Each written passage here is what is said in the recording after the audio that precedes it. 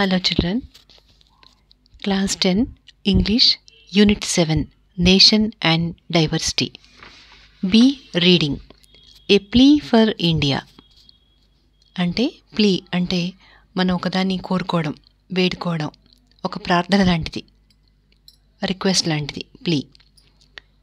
India కోసం మనం ఏం కోరుకుంటున్నాం? We Indians are proud to be a strong nation. Our roots, we declare, cannot be shaken. Then why these fights which leave us in poor plight? What he's saying in the first line, we Indians are proud to be a strong nation.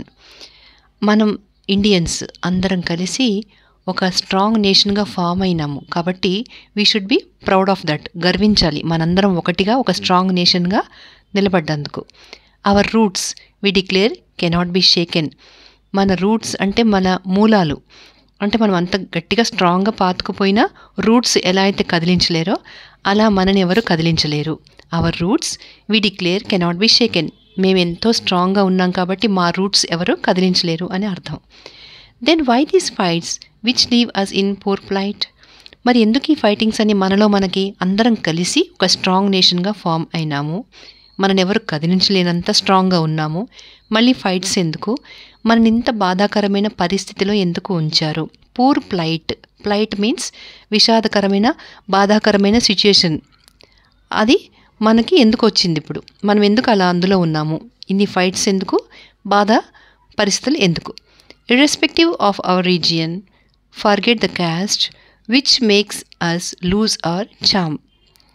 మనకి మన regions అంటే ఒక్కొక్క ప్రాంతము, religion అంటే మతము, region అంటే ప్రాంతము, place. అన్ని రీజియన్స్ మర్చిపోండి, రీజియన్స్కి అతీతంగా. ఇర్రెస్పెక్టివ్ అంటే అతీతంగా, అంటే వాటిని లెక్క చేయకుండా. ఫర్గెట్ ద క్యాస్ట్, కులాలు మర్చిపోవాలి. Which makes us lose our charm. Charm అంటే ఒక అందము, ఒక కళ, అది పోగొడుతుంది. మనలో ఉండే అందమైన కళ మనం పోగొట్టుకుంటున్నాం. అంటే మన అందాన్ని మనం పోగొట్టుకున్నాం. అందం అంటే ఏదో మొహం కనిపించేవి అవి కాదు, కనిపించకుండా ఉండే అందం. దాన్ని తెలుగులో సౌందర్యం అంటారు, ఇంగ్లీష్లో చార్మ్ అంటారు. We are losing our charm. So let us ignore the selfish call of each region and listen for once to the call of the nation. ప్రతి రీజియన్, ఒక్కొక్క రీజియను మనని ఒక్కొక్క రకంగా పిలుస్తాయి. అప్పుడు మనకు తేడాలు వస్తుంటాయి మనకి. Because every region has their own language, their own system, ఇవన్నీ ఉంటాయి కాబట్టి. బట్ నేషన్ అంటే it has only one system, one policy. అంటే దేశానికి మొత్తానికి సంబంధించింది ఒకటే ఉంటుంది, ప్రాంతాలకు సంబంధించింది వేరే వేరే ఉంటాయి. రీజియన్ అంటే ప్రాంతం. ఇప్పుడు స్టేట్స్ ఉన్నాయి, డిఫరెంట్ స్టేట్స్, డిఫరెంట్ రీజియన్స్ ఉన్నాయి. వాటన్నిటికీ ఒక్కొక్క దానికి ఒక్కొక్క సిస్టమ్ ఉంటుంది. ఒక్కొక్కళ్ళు ఒక్కొక్క లాంగ్వేజ్ మాట్లాడతారు, ఒక్కొక్కరు ఒక్కొక్క సిస్టమ్ ఫాలో అవుతారు, ఒక్కొక్క ట్రెడిషన్, ఇవన్నీ ఉంటాయి. అదే నేషన్ అయితే అంతా ఒకటే. Listen for once to the call of nation. So we have to listen to the call of nation, not of each and every region. Okay, why do we spend our time bickering when so many task need finishing. ఎన్నో విషయాలు మనకి చాలా ఉన్నాయి, మనం complete చేయాల్సిన టాస్క్లని, పెద్ద పెద్ద లెవెల్లో ఉన్న విషయాలన్నీ మనం కంప్లీట్ చేయాల్సిన ఉన్నాయి.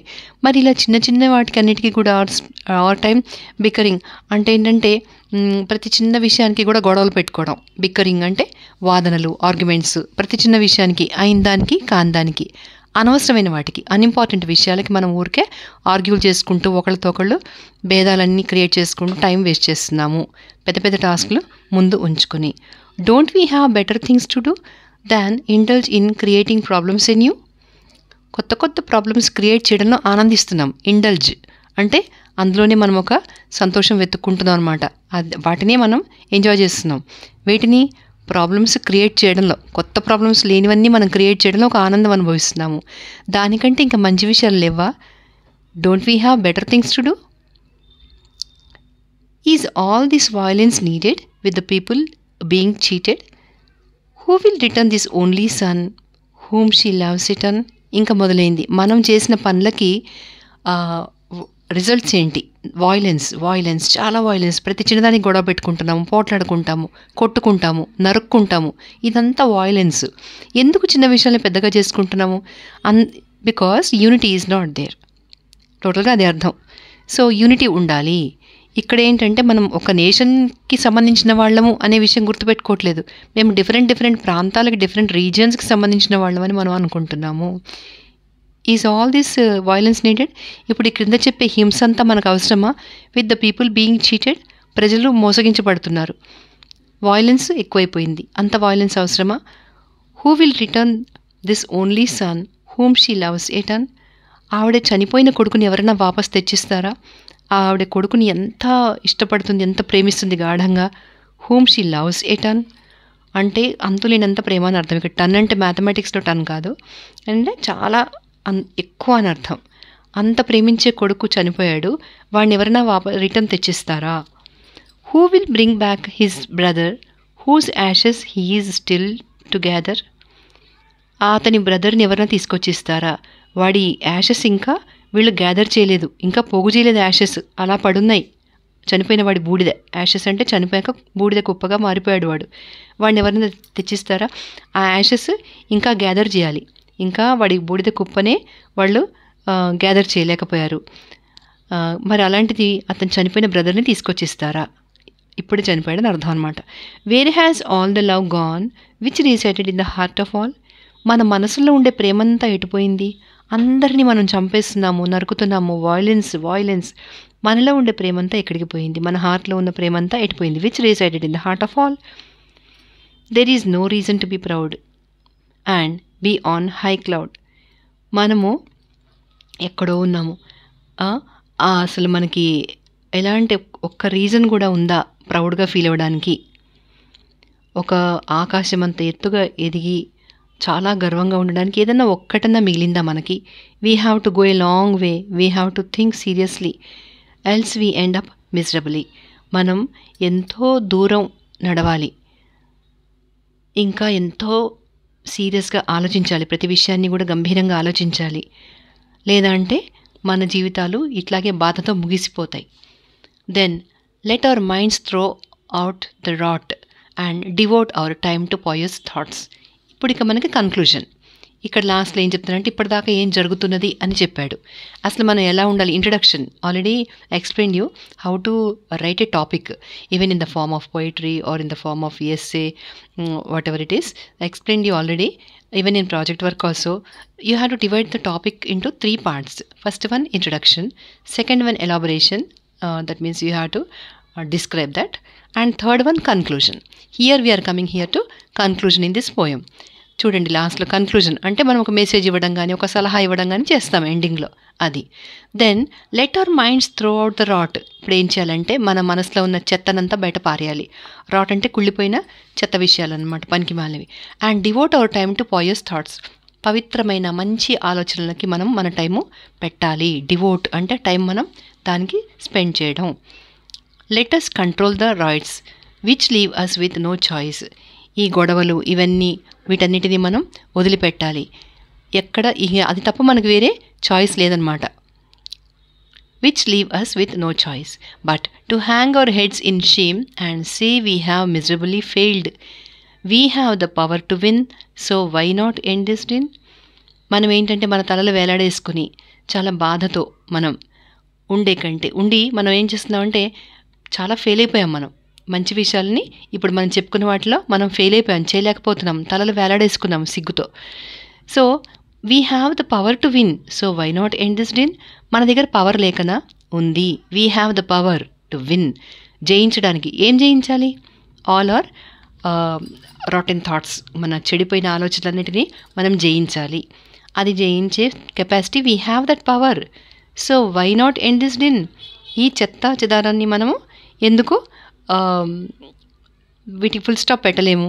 ఈ చెడ్డ విషయాలకి యాక్చువల్లీ డిన్ అంటే ఈ నాన్ సెన్స్ అనమాట. ఇదంతా కూడా ఎందుకు పనికిరాని ఒక గందరగోళము, గోల, పెద్ద శబ్దాలు, గందరగోళం, వీటన్నిటికీ మనం ఎండ్ చేయలేమా? లెట్ అస్ యునైట్, మనందరం కలిసిపోదాం. And fight against those who incite. రెచ్చగొట్టే వాళ్ళతో మనం ఫైట్ చేద్దాము. అగెన్స్ట్ అంటే వాళ్ళకి విరుద్ధంగా అనమాట, వాళ్ళతో ఫైట్ చేద్దామని అర్థం. And fight against those who insight, ఎవరైతే రెచ్చగొట్టి కోపాలని వయలెన్స్ని రెచ్చగొట్టే విధంగా ఉంటారో, కోపంగా మాట్లాడుతూ రెచ్చగొడతారో వాళ్ళందరితో మనం ఫైట్ చేద్దాం. Let us not be misled by those who want to see us dead. మనని మన అంతం చూడాలి, మన చావు చూడాలి అని మనని మిస్గైడ్ చేసేవాళ్ళు ఉన్నారు ఒక దురుద్దేశంతో. మిస్లెడ్ చేసేవాళ్ళు అంటే మనని తప్పుదారి పట్టించేవాళ్ళు. మిస్లెడ్ అంటే తప్పుదారి, రాంగ్ గైడెన్స్ ఇచ్చేవాళ్ళు. అలాంటి వాళ్ళని మనము ఓడించేయాలి. వాళ్ళ let us not be misled, వాళ్ళ ద్వారా మనని మిస్లీడ్ చేయకుండా మనని మనం కాపాడుకోవాలి. We are a strong united nation, all we need is a bit of dedication. మనము ఎప్పటికీ కూడా ఒక స్ట్రాంగ్ యునైటెడ్ నేషన్, అందరం కలిసి ఉండే ఒక స్ట్రాంగ్ నేషన్ మనది. మనం అందరం అలాంటి వాళ్ళము. మనకి ఇప్పుడు ఏం కావాలి అంటే కొంచెం డెడికేషన్. అంటే మన ఆలోచనలను మన మంచి ఉద్దేశాలని కూడా దృఢంగా ఉంచుకునేంత డెడికేషన్గా, పూర్తి మనస్ఫూర్తిగా చేయగలిగేటట్టుగా మనం ఉండాలి. ఇది ఈ పోయంకి అర్థము. So read this poem and again once again after listening to this explanation, please keep your textbook before you and go through line by line to understand the content along with this video, right? All the best.